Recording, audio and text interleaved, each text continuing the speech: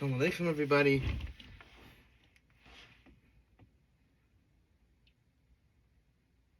Shalom Aleichem, everybody. Welcome to learning.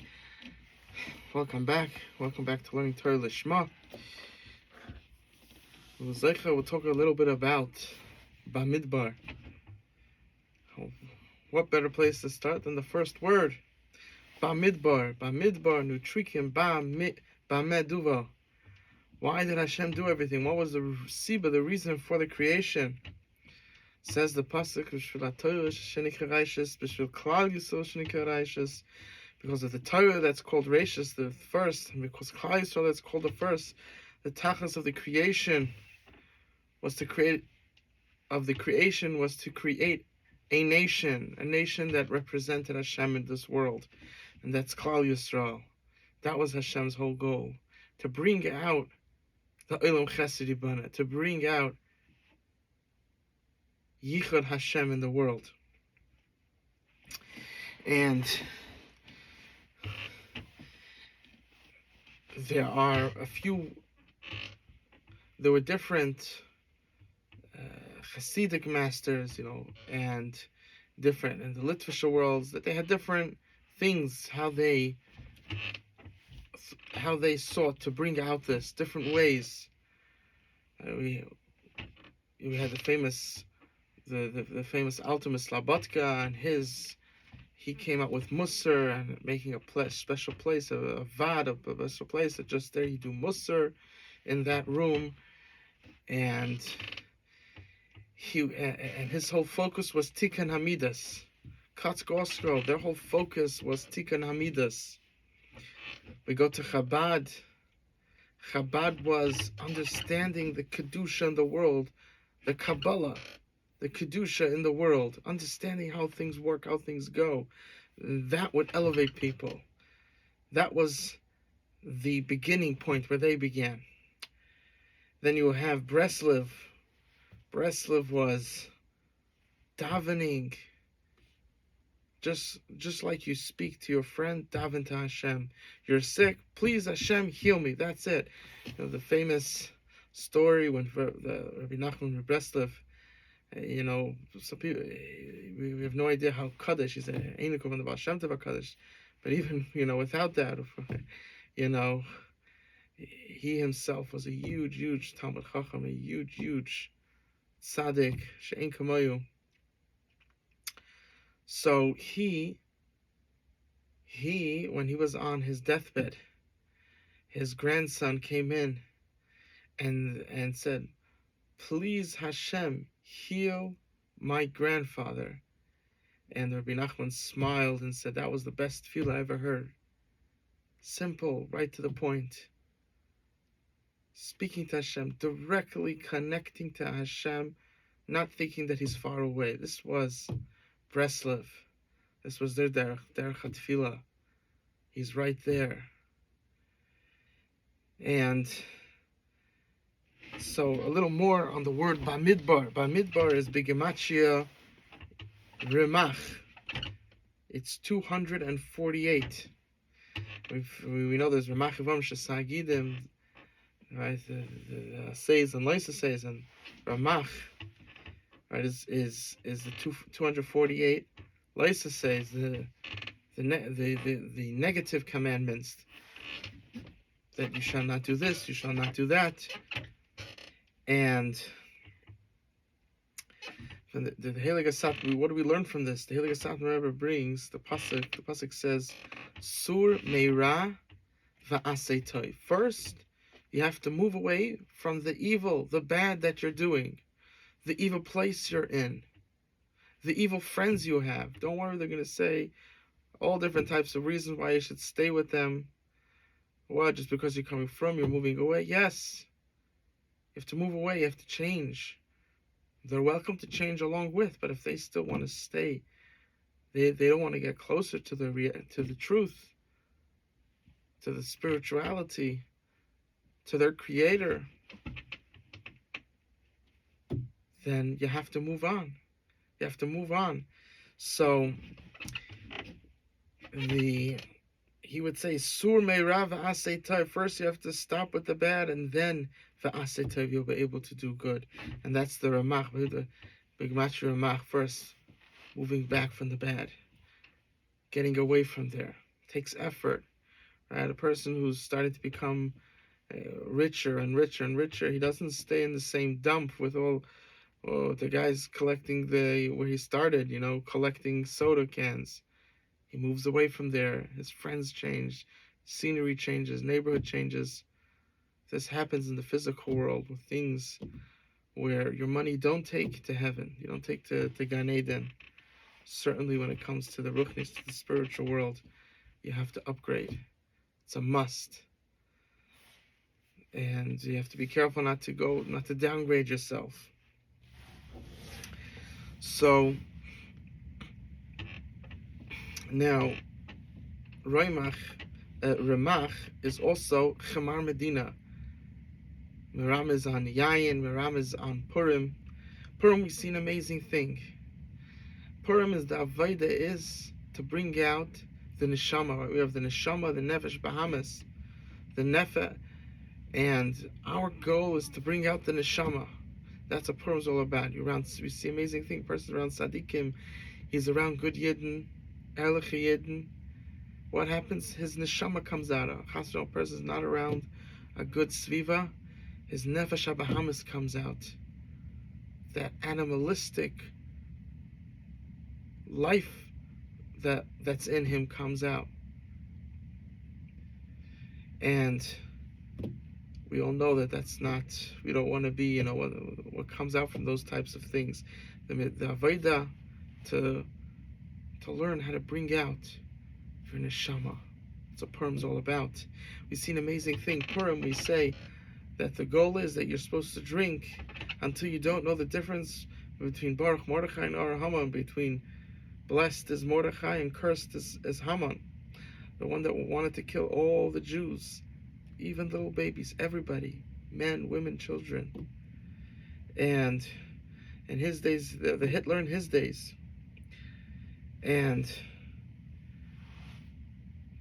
very strange. So first, it says that you shouldn't know the difference between Baruch, Mordechai, or Haman. How could that be? First, let's understand the two ways to be mekayim this. The simple way, right, is you drink until your mind is tipsy. The second way is you drink a little bit, and when you drink wine, it makes you tired. Now you go to sleep. You slept because of the wine. When you sleep, you don't need to know the difference between Baruch, Mordechai, or Haman. Right, so for people that have issues with wine, definitely, they should ask a shaila, they should at all drink, because, if you have a serious issue, you can't drink. But for other people that they can drink a little, then, but you have to be control of them. They're able to control, but they have also issues, so you sleep. Other people that, Baruch Hashem, don't have these issues, they choose whichever one. Either way, you're yaitse. I personally sleep. I see other tzaddikim, they do the other. Whatever, if you're a healthy person, you don't have issues in this area, whichever one fits best for you.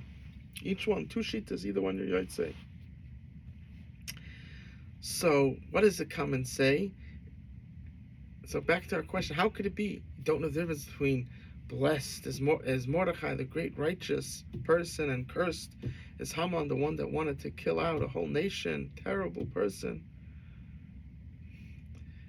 A nation of people that are trying to get close to Hashem, to God. That's what he wants to destroy. So, how could it be? You should know the difference. And the answer is, when it says you should know the difference, the Chazal say, just like you give a blessing when there's something good, you have to bring yourself up to the level that when something bad happens, you bless Hashem in the same way. You mavarich Him. You try to find the good aspects of it. Try to see how it's good. Sometimes we're able to see, sometimes we're not. Sometimes we're able to see a little bit, but that's our goal, right? What does the Gemara say? That more than all the Nevi'im, that all that prophesies, they gave nevuah for Klal Yisrael, from all the nevuahs, all the teichacha, all the rebuke that they gave, to put Klal Yisrael back on the right way when they were stirring to the wrong direction. When Achashverosh took his ring off his finger, gave it to Haman, that did more than all of the prophets. Right? We see now what Hashem was doing. Right? And Kabbalah talks about that time was very close, that the Geula could have came, the redemption. When the Mashiach, the Messiah comes, that could have been a time. It didn't work out at the end, but that was potentially a serious time that Mashiach could come. And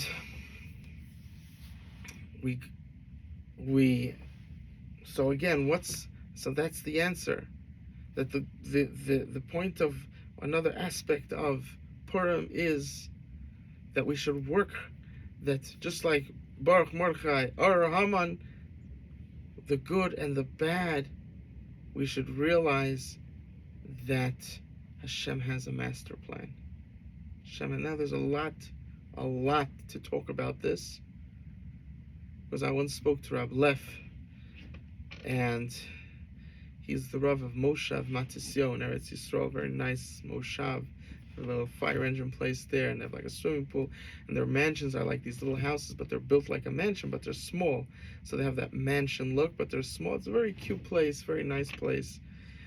And so Rabbi Leff, Rabbi Leff is he's a Paisik, he's a Dayan, he's a huge Talmid Chacham, a huge tzaddik, everything you would dream about a tzaddik, he is.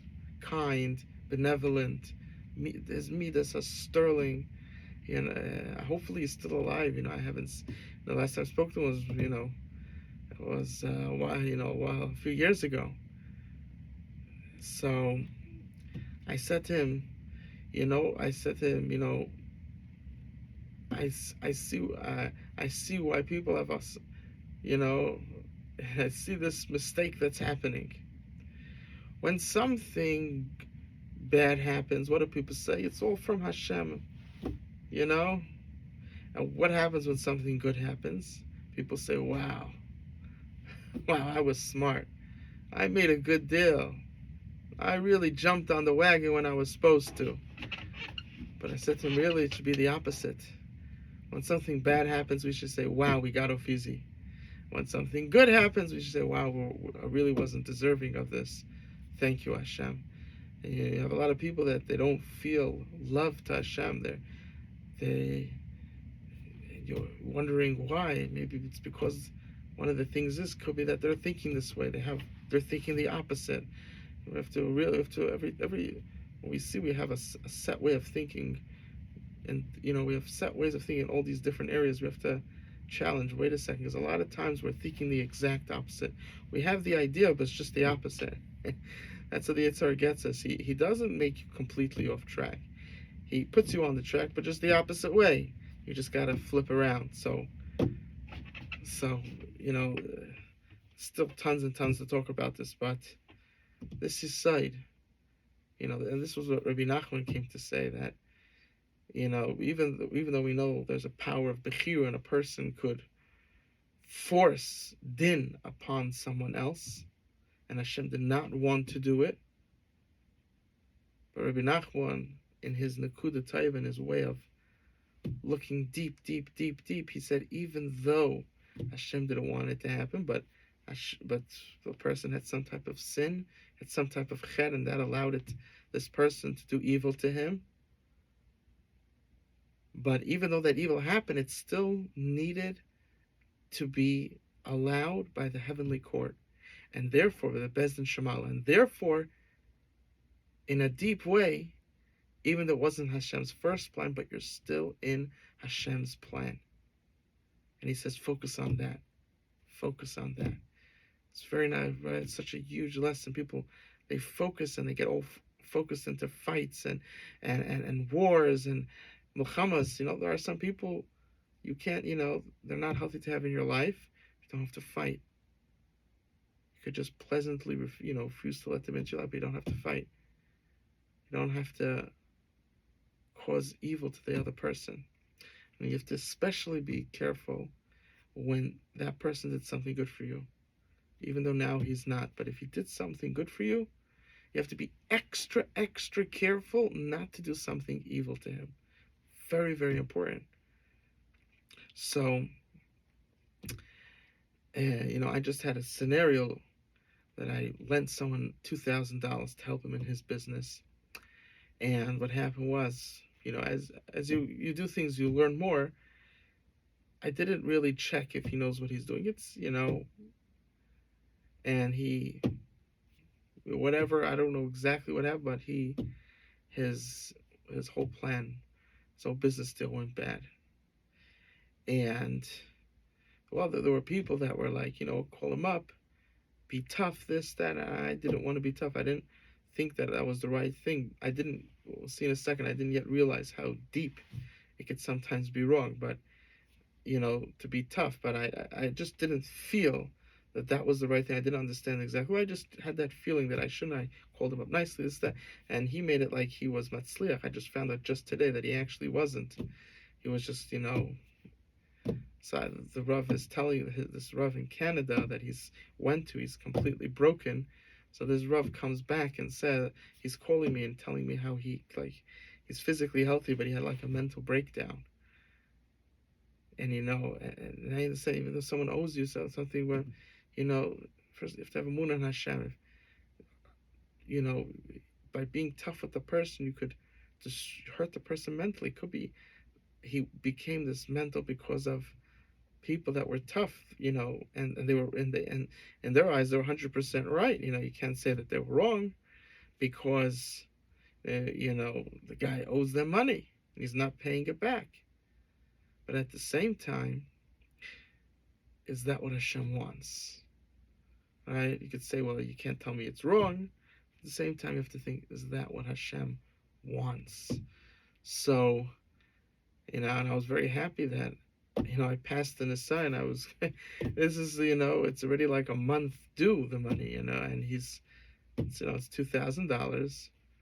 And this Rav said, he's on the phone call, he's telling me that you are, from the last 3 people, he's getting back all the phone calls who this person owes. Just look at the Chesed, Klal Yisrael, you see, amazing how this Rav he took it upon himself to pay back all the chayvus, and I was from the last 3 or 4 phone calls that he was called. The Rav was getting back to each one and letting him know that he's going to take care of it, and to stop calling him. He's having a nervous breakdown, and just imagine, if I was like some other people going crazy. And really, the guy it's just tons of people. This Rav was, at the time that I would be screaming to him, the Yeshua already came. It just didn't hit me yet, because, I was down on the list. I was one of the last people to give him money to help him out. So just think about that, like, retroactively, people that caused them tsar, now they're getting back the money. Retroactively, it's a chet, maybe. I mean, hopefully not, but surely wasn't Rasan Hashem, but be careful. You have young Bachrim, so we get older and we become more mature, more strong, in our character.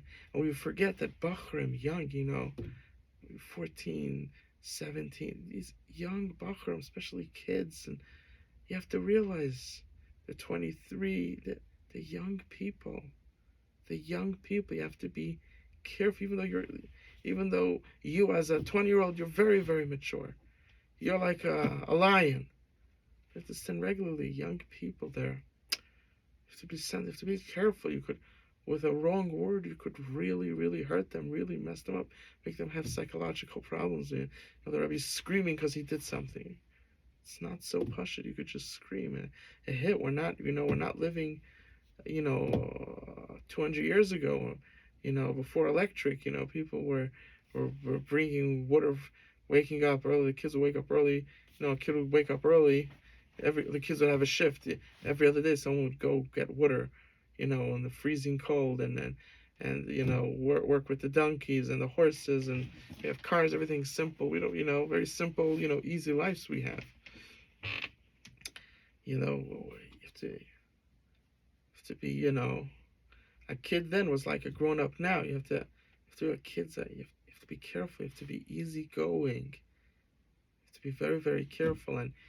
And if you have to say something, it's not that now you have to be easy. Now you don't. The guy's pestering you. That now, okay, I just let him get away. But no, you could tell him, but not in front of other people. Not because take him to the side and make it clear to him that you do not want this. And if he continues, and you say, I'm going to have to stop. If you do it, I'm going to have to take a day. But depending how much time you speak around him, either the next time or a day, or a week, whatever it is, I'm not going to speak to you because you're doing this. But I want to speak to you, but I try to ask you nicely, and you're just ignoring me. So I'm just letting you know next time, for the that day or a week, I'm not going to speak to you if you do this again. Hopefully he doesn't do. If he does it, hopefully he doesn't do. But if he does it, then you'll have to keep strong to it, but in a pleasant way.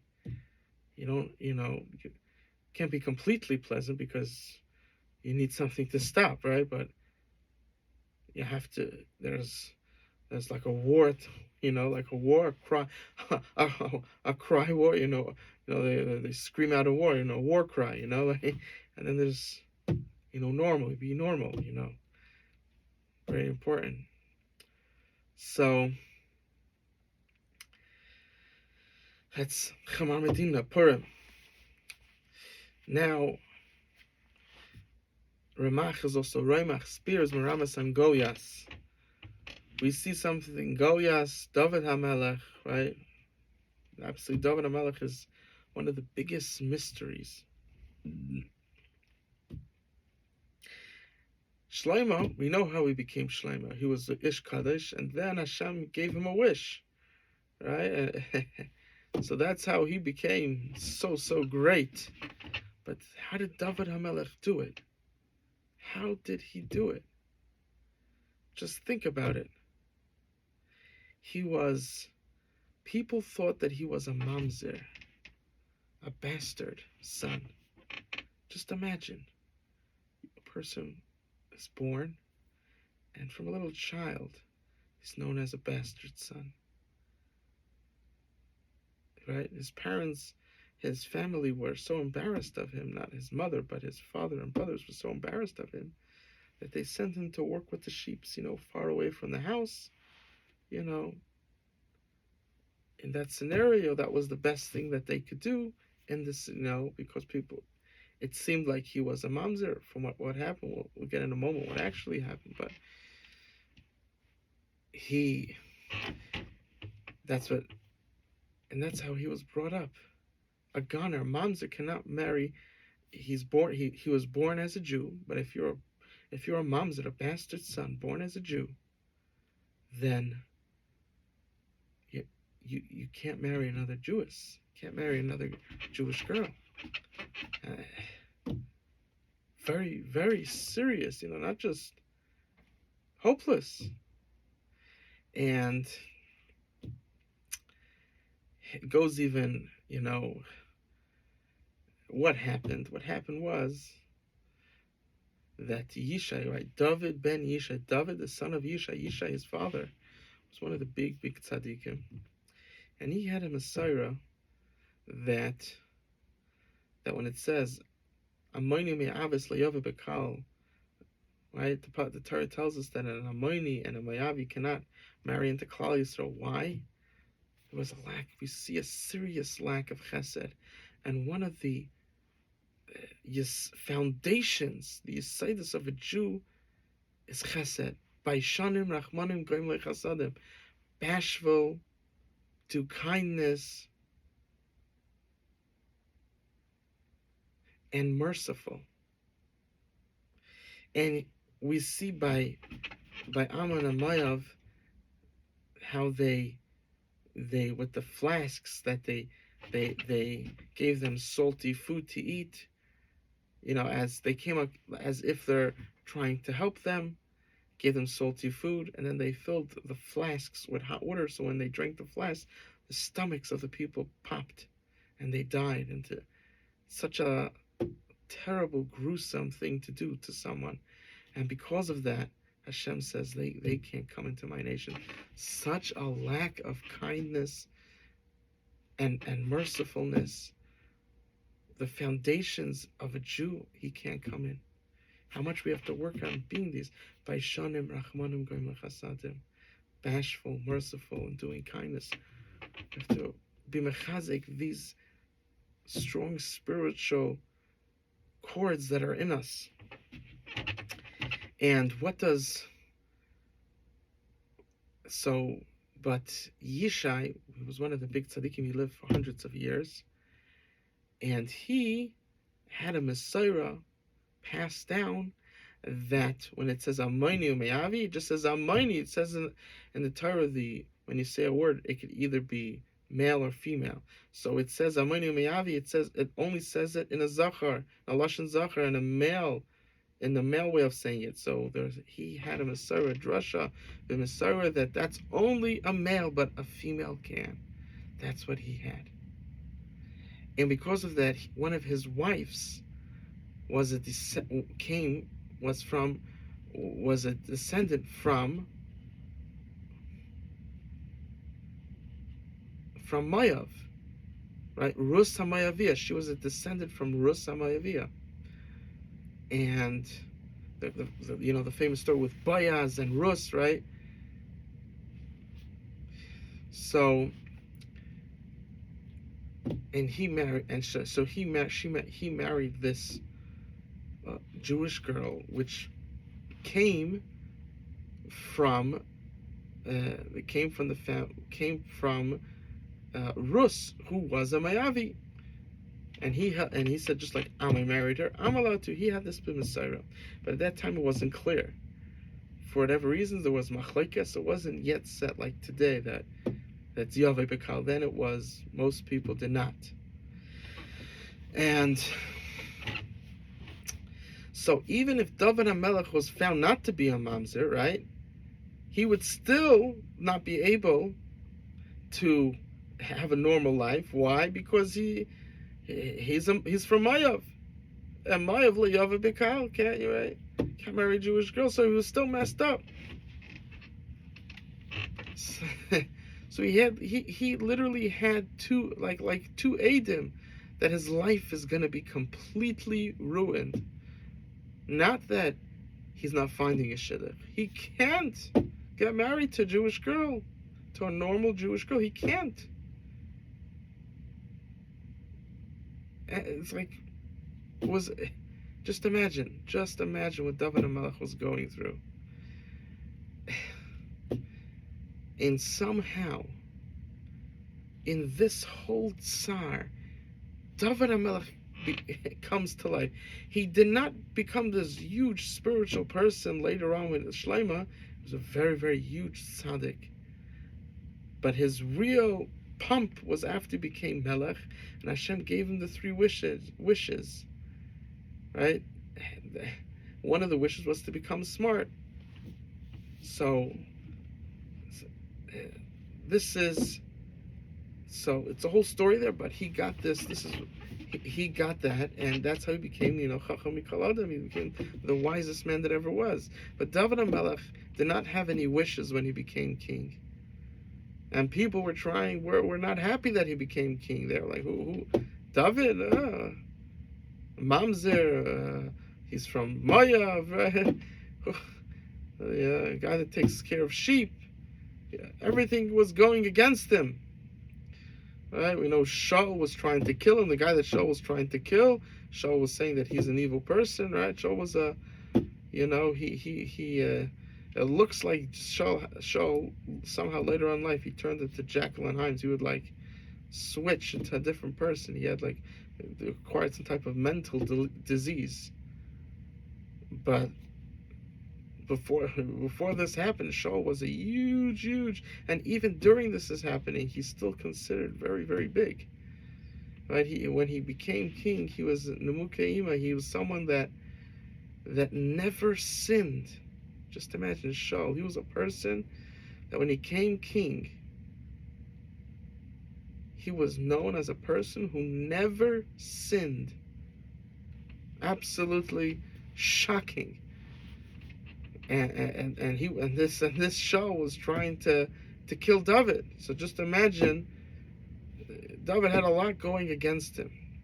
His great levels were not attained when he became king or when he became the minister to Shaul. All this was before anything happened, when no one knew about him, when as far as he knew, he was a complete loser, failure, no chance of succeeding, like being born Down syndrome, and even a Down syndrome person is more, because Down syndrome could marry someone else that's like them, and they could have, they're not all there, but they could have their quasi happy life. David did not have this option. And somehow, a mystery, somehow, in this huge tsar, he somehow came out David. So I told my father this question, I was like, Tati, how did it happen? My father, Avi Mary Levi, so he said that he thinks it's that David HaMelech did this through the power of Niginu. We know David HaMelech, he was known as playing the harp, beautiful songs, right? All the way, all the kapitla from the beginning till 72. Then it says Kalu Tfilis David ben Yishai. Now ends these songs of David, the prayers of David, the prayers of David ben Yishai.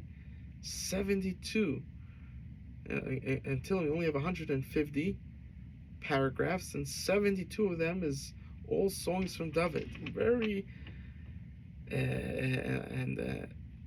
this is David HaMelech, and he came out of this hole. How did he do it? Through the power of singing. We see how important it is. Sometimes we feel that we're down. We listen to a song, but now we're machadish something. Sometimes we feel that our spiritual level is being tested greatly. Turn on a Jewish song. Turn on an old-time song. Turn on Yiddish music. Not this mixed stuff. Real good Yiddish music. It could save you. That's what David HaMelech did. This is what my father wanted to suggest. A beautiful, right? We know the famous gra that the shar of singing is right underneath the shar of Torah. It's very, very close, right? There are people that so here we have another chiddush that you could also use Torah to do it, but singing is easier to do it with, and especially when you're bitzar, and you don't want to. The longer you wait, the more chance the Yitzhar has to get you. You have to jump on something that's really effective, but that works quicker, and that's zmira, singing, tefillah, davening and singing. It's all one. You're supposed to sing when you daven. And this is David HaMelech. This is David HaMelech. Absolutely amazing. And this answers also another question. This Yisai that we're saying. That David had two Eidim to say that his life is going to be ruined. Okay, we forgot to say how is it? Why did they think that he's a mamzer? Yishai separated from his wife, and his wife. Now Yishai had a whole bunch of wives, and he separated from his main wives, and came, and so what happened is that David HaMelech's mother made believe she dressed up like one of the Palakshim, and she came to him as that, and then they saw that she was pregnant, and he says, I was never with her, but really he was. She pretended to be a Pelegesh. And that's how David was born. And then later on, the din that Amoni Miyavda B'Kal Hashem was only limited to Zachar and not to Nekeva. Bezdin came out clear that that's the halacha. So both these things that were going to destroy David HaMelech's lives went away. Amazing, absolutely amazing. So, getting back to what question does this answer? We see David HaMelech goes up against Goliath, right? Roimach, the spear. He goes against Goliath. How come only David HaMelech was able to beat Goliath? There was great tzaddikim, people on very, very high levels. Talking about times of David HaMelech. And the answer is that Shaul said, whoever beats Goliath will get my daughter. Right? Imagine a person, right? No one was able to do it lishma. They knew that the prize was the king's daughter. Right? Imagine they comes and tells you, the Sklener Rebbe's daughter, Rebbe Elyashiv's daughter, Rebbe Chaim Kanievsky's daughter. You can't do it lishma. You can't do it. To be Goliath, you needed a pure nace. He was a mini giant. He was a serious. You needed a nace, a clear miracle to win him, and for that you needed to do it 100% lishma. And only David HaMelech, that he was told that he was a mamzer, and that's how everybody looked at him. I don't know if that time he knew that he wasn't. Did his mother tell him? I don't know. But that's the way people looked at him. So he knew that people would not allow him, just like they haven't been allowing him until now, to marry Shaul. Even if he would beat us, he wouldn't be able to marry Shaul's daughter because he's a mamzer and he cannot marry a Jewish girl. So he was the only one that was able to do it lishma. How deep this is! How deep. Now Bamidbar and Roimach, both of them b'mispar katan are Yudalit 14, but there's also something else here. And that is but there's Bamidbar and then Midbar, the desert. Midbar is Begematria 12. 12 is the Shvatim. A person going in these ways of Bamidbar, of being Bamidbar, Bamedavar, B'Shel Toshnikrish, B'Shel realizing each yid how, just like you treat the Torah, you have to treat another yid, another from yid. You got to treat him the same way. All these lessons that we learned, Remach, being in good svivas, not being around bad neighbors and bad places. You must be in a good place with good people, having good friends. And Chamar Medina, we learn the Indian of learning to bring out our nefesh, our neshama, not our nefesh, bahamas chasro. Bring out the neshama. We have to do things to bring out our neshama. Baal Shem Tov, right? One of the big things in Chassidus is the Tish, Leil Shabbos, the Yiddish Neginim, Yiddish songs, and the Rebbe says a Torah, and the continuous songs, and you're with good Yidden from Erlich Yidden for a few hours. This brings out the Yid in you.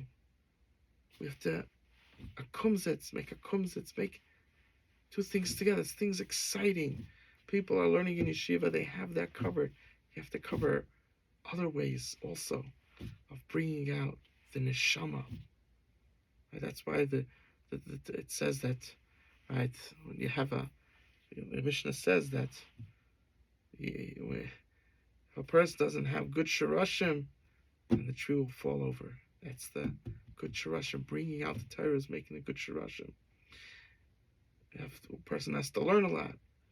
But even more, what the Mishnah says, that's what it says, you have to do. Bring the Torah to life.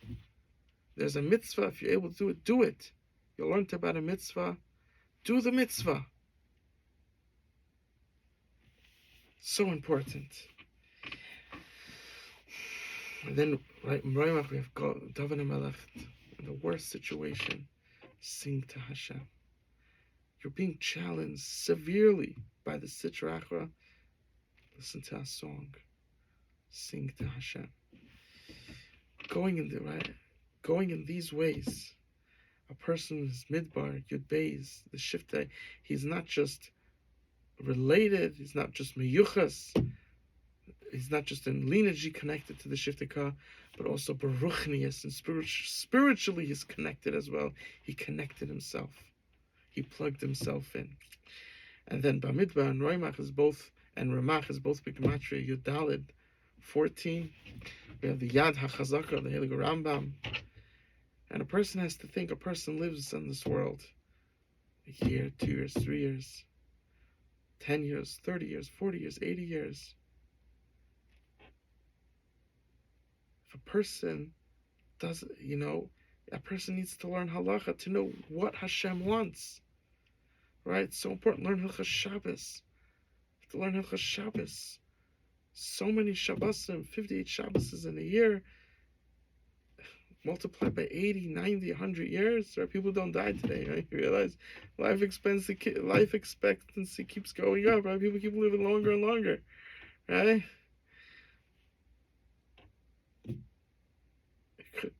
How important is to learn halacha, lamais, and all different inyanim, right? One of the big things that people also forget about is to learn about midas. How does Hashem want my character to be? Not what I think it should, what I think Yiddishkeit wants me to have. Let me see what Hashem says. Not too many people, their whole Yiddishkeit is based on their emotion. What I feel is Yiddishkeit. Put aside your feeling. Take a Rambam.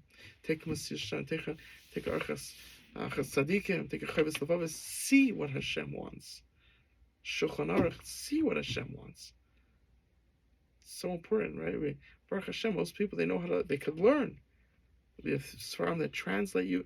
It's possible, and we somehow just forget that we think that the way of Hashem is just going with your emotion, and your emotion should tell you what Hashem wants.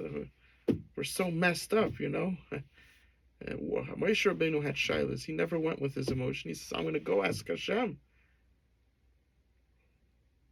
That's what Moshe Rabbeinu did. We work greater than Moshe Rabbeinu. I mean, come on. We have to start taking life seriously.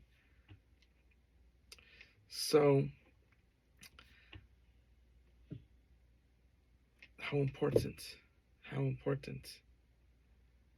learning halacha, right? Hilchas Shabbos is so important. Hashem says this is the bris. Learn about Hilchas Shabbos. There's so many halachas. And now when a person looks back, he said, wow, I know Hilchas Shabbos. He's 80, 90, 100 years old. And he said, wow, I learned Hilchas Shabbos many times. I kept so many Shabbosim exactly the way Hashem wanted me to do. My character.